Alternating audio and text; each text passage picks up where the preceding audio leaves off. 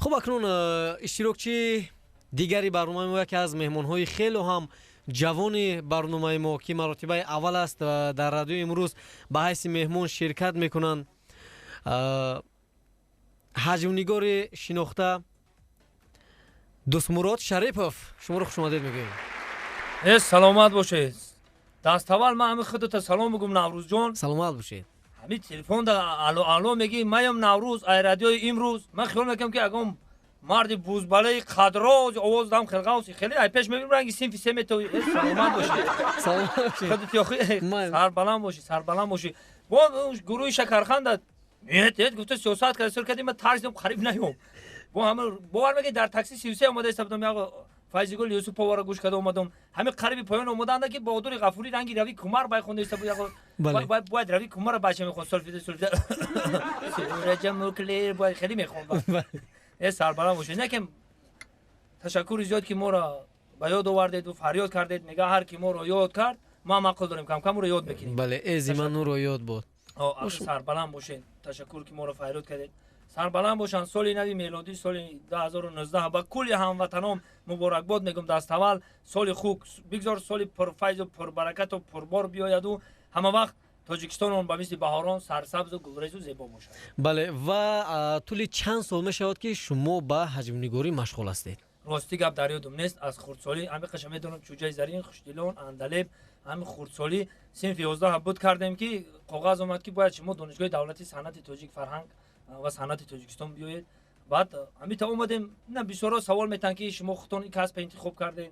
من در یادم نیست. همین میدونم چشم کردم که در دری صنعتم دیگه نمیدونم. همین خردسالی کی اومدیم رفتیم نمیدونیم. بله دیگه بله. و من میخواستم شما یک چیز رو با ما نقل میکردید. اگر در خاطرتون باشه در یکی از برنامه‌های کنسرتی من تاریخ سامانه اجتماعی یوتیوب دیده بودم، شما در اونجا طرز صحبت کردید که با ذکرالله حکیموف تماس گرفتید و گفتید که شما مخلصش هستید. چرا شما در تاجیکستان برنامه کنسرتی نمیموند و او با شما چگونه پاسخ داد؟ بعد این تالارها مایده راستی گپ بگو مخی مایده ای تالار اومده. خیلی چی میشه؟ خیلی ولی بازار را همشه میکنن که می سرودای ما میمونو برادری. تاجیکستان مایده در نظرم. نه تاجیکستان اكو مایده نیست. تاجیکستان کلون همه تالاراش مایده گفتنیم تالاراش. سربلند سلامت باشید. و ذکرالله حکیموف برای ما یک استاد یک هنرمندی به همتا است. ما به سرودای و اگر طول 3 ماه 4 ماه سرود نبرارم من راستی زیغ میشم که برای چی سرود نمیبرارم. من بسیار سرودای استادا گوش میکنم. همین زیرا 4 ماه میشود که سرود نبرآورده است. شما چی فکر دارید ببین؟ اکنون مجبورم که تماس بگیرم که استاد چی شید یگام سرودی نو هست گوش کنیم. گفته که البته تماس میگیریم با استاد. سلام باشه. خب اکنون در همین شب خیلی هم پرتازه در همین شب که واقعا هم یک فضای ایدانه رو دارد. شما رادیو امروز رو چگونه دریافتید و ببینید این زمان یک مکان ایدانه گشته است یا نه؟ البته این رادیو امروز باور کن من یک صحنه داشتم برای رادیو امروز. تلفن میکنم الو اینجا رادیو امروز است. من میگم من در رادیو پگاه در کورایکو همه رادیو امروز راستی گپ بسیار شنیدم که بود مانند دیدن. امروز آمدم با چشم خود دیدم. چی میگن یک تالاری پرشکوه یک تالار فضای ایدانه دارد. باور کن راستی گپ خرسندم شدم. سربلند باشم. و تا جایی که ما معلومات داریم شما در سیرک دولتی به حیث اگر خطا نکنم مسخره باز بله در اونجا فعالیت میکنید. با جایی که شما در اونجا رفتید؟ ما راستی گپ با جای خودم اونجا استادا هستن. نه من فهمیدم که کدام استاد رو یک طرف کردن شما رو گرفتن. نه اول یک طرف نکردن. استاد با همراه ما فقط مرا درس و مختص سیرک بازی مسخره بازی آسان نیست راستی گپ. طول 3 سال میشد فقط وای مرا آموخته استاد است. همون رئیسم مونم میگه که فقط باموز شاگردا رو باموز. اکمال عین حال ما در جستجو هستیم در آموختن هستیم. از استاد مینادور هستم از جمال کمپانی میگفتن سال پیش جمال سیراج‌الدینوف از استاد مینادورم که ما رو این کسب آموخته استاد است. اینم با 1 ماه سیرک دولتی کشوده است. سیرک طول 1 ماه رفتن میگیرن مرمت بیاین تماشا کنند و حلوان ببرن. از دیگر از سیرکای یگام دنیا ما کم نیستیم. برابر دیگر دولت ها ان شاء الله که سیرک خمون هم پیشرفته است. دانشجو مسکو رو بود کرده اومدن. دانشجو خیتای رو بود کرده اومدن. سیرکی ما هم کم نیست. بله و شما که حجم‌نگار هستید و بیشتر با حجم سر و کار دارید، با کدام هنرمندان بیشتر همکاری میکنید و اون گروهی مخصوصی دارید که شما در اونجا مثلا نقش آفرینی کنید، رول بازید؟ مرحمت. البته من با کل هنرمندان تاجیکستان همکاری کردم. این همکاری هم دارم، چی سراینده ها باشن چی حجم‌نگارا باشن، با هم یار و رفیق هستم، با هم دوست هستم. این حال با دو گروهی که خودمون بود، گروه حجم‌نگاران عرب شو کمپانیا. راستی که وقتای دانشجویی بود همه یک جا بودیم. این حال هر کس با کاری دولتی زن دارن، کودک دارن، همه از دومی سعدی اسماعیلوف در فدراسیون فوتبال کار میکند. بله. در دیگر دولت ها بسیار سفری خارجی دارد.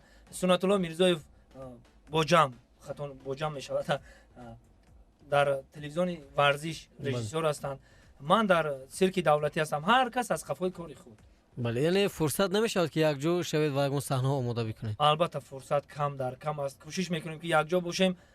فقط میتونیم که گفتی ورسا پرازنیک یک جایشم یگم ایمونو ببینیم دیگه. راستی گپ جدایی یک لطیفه بگویید. لطیفه که از یک کینو فیلم میگم. اون دخترک طرف بچه میگرده میگه که تو در زندگی چیکار میکنی که زندگی تا پیش میبری؟ میگم من راست دیگه بگم فقط همین چاه میکنم، آب میبرم. چاه چی میگن؟ کچالکا میگن چی میگن؟ کچالکا آب میبرم، زندگی من همین پیش میره. با میگه که کچالکا میکنه چند متر چخری میکنید آب میبری؟ میگم 7 متر 8 متر چخری میکنی آب میبری، هم خلق آب میتم، هم سبو میگیرم، هم پلم میگیرم. میگه 7 متر بینی هایت سوز در قشلاق ما میگه 40 متر کندن آب نبرمد. میگه وا اگر قشلاقای ما 40 متر بکنی ارسی کلا میبره آب وسو بیست. و در طول همین فعالیت چند ساله که شما دارید خودتون هم میدونید چند سال است، من از کجا میدونم، لیکن اینجا من دیگه با کدوم دستاورد شما نویل گشتید؟ فکر میکنم که با یگم دستاورد نویل نگشتم. این حال فقط در کوشش هستم که کوشش میکنم که یگم دستاورد به دست بیارم. حداقل یگم افتخارنامه دادن با شما از اونجا؟ افتخارنامه حساب ندارد. چی در خدمت باشد، خدمت مادر وطن، چی از وقتای دانشجویی من فخر میکنم که از طلبشو شادروان طلبشو ساتوروف افتخارنامه دارم. این حال در خونم اویزان است. بسیار افتخارنامه دارم. افتخارنامه بسیار است. خیال میکنم که حالا هیچی کاری نکردم. بله.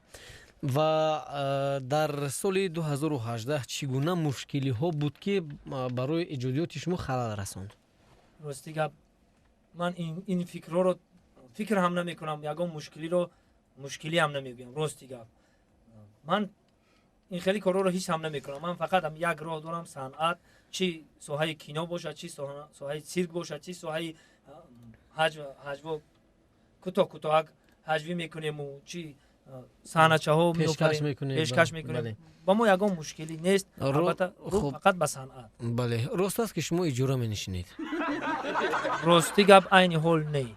یک چند وقت میشیشتم، راستی گپ صاحب خونم شدم. با میگم من از بیگانگان هرگز ننالم. با من هر چیکت خود آشنا کرد. رفیقایم یک خونه داشتم، خونم رو از دستم گرفتن. عین حال چخیل گرفتن خونه رو؟ چخیل ما همین کم ترک کلمون کار نکرد. از سادگی ما استفاده بردن. زمین رو باید به کسا خریدیم. زمین رو پولی ما قطعی خونه ساختیم، پولی وای زمین خریدیم. زمین در نام وای، خونه در نام ما.